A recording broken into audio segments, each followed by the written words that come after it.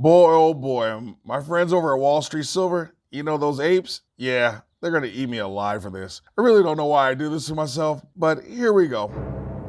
Platinum is more undervalued than silver and should outperform silver, and I have the data to prove it. Okay, pause, breathe.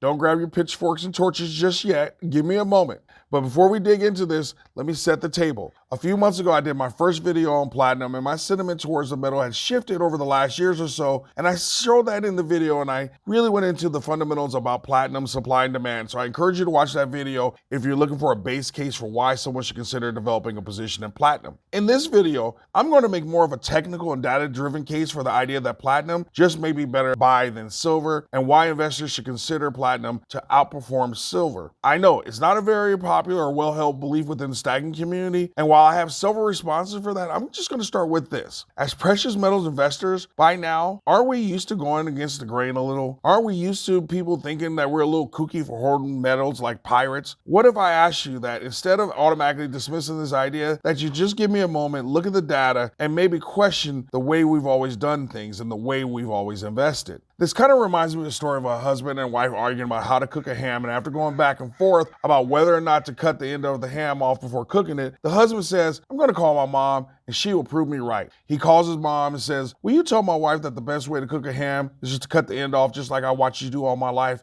His mama says, "Baby, that doesn't make a bit of difference. I just used to cut that off because the ham didn't fit in my pan." My point is, we are creatures of habit, and most often we learn not by what we are told to do, but by what we see and what we actually do. Traditionally, as precious metal investors, all we've seen is done is buy gold and silver, bars and coins, and that has served us well, don't get me wrong, but maybe there's another way of doing this. Maybe there's another metal that we've overlooked. And as we continue to quote unquote cook the ham as we always saw our mama do it, maybe we should question it and consider something different. This leads me to platinum, what appears to be a more volatile but potentially more profitable investment than silver and gold. Remember, volatility and risk are very different, and in this scenario, risk is about the possibility or probability of losing money, and volatility is about how bumpy or up and down the ride will be. Platinum might be a greater value than silver and gold. And as we discussed, value is what you receive for something and price is what you pay. Now, let me be a little clear. In comparison to gold, both silver and platinum have unbelievable value, as both are trading at half of their all-time high, while gold is less than $100 from its high. And the gold to silver ratio being just under 80, this is important because it's a very foundational part of my argument, which really starts with arguing that silver is more undervalued than gold. Stay with me. We could and should expect silver to outperform gold.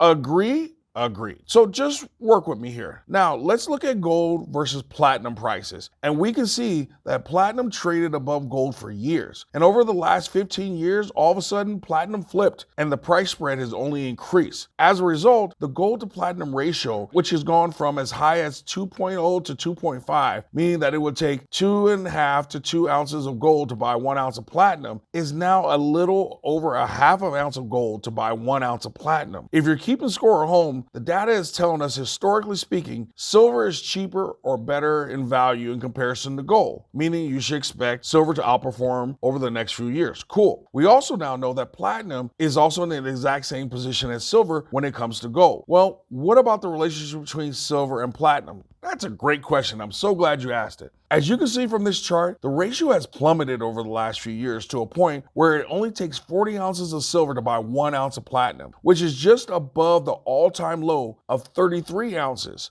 which is night and day from the all-time high of needing 150 ounces to buy 1 ounce of platinum. This means, historically speaking, that platinum is cheaper and that you should expect it to outperform silver. Okay, so let me see if I got this right. Gold is near its all-time high. Silver and platinum are half of their all-time high. Silver is cheaper than gold, and platinum is cheaper than gold. And on top of all that, platinum is cheaper than silver. Got it. So that means we should all stop buying gold and silver and just switch straight to platinum. Well, not so fast, my friend. All of this information has to be considered within the context of the environment we are in. Meaning, I got some good news and I got some bad news for those of us who are weighing the pros and cons of silver and platinum. First, the good news. Historically speaking, platinum does extremely well in high inflationary environments, as you can see from this chart. In fact, historically, it has outperformed gold and has significantly outperformed silver, and with inflation being high, that means platinum is very attractive. Well, except for this little thing called a recession, which we may enter into very soon. This chart shows that gold tends to do very well in recession. In 6 of the last 8 recessions, the price of gold was higher at the end than when it began. While silver is generally weak during these times, but when it comes to platinum, well, just look for yourself. I mean,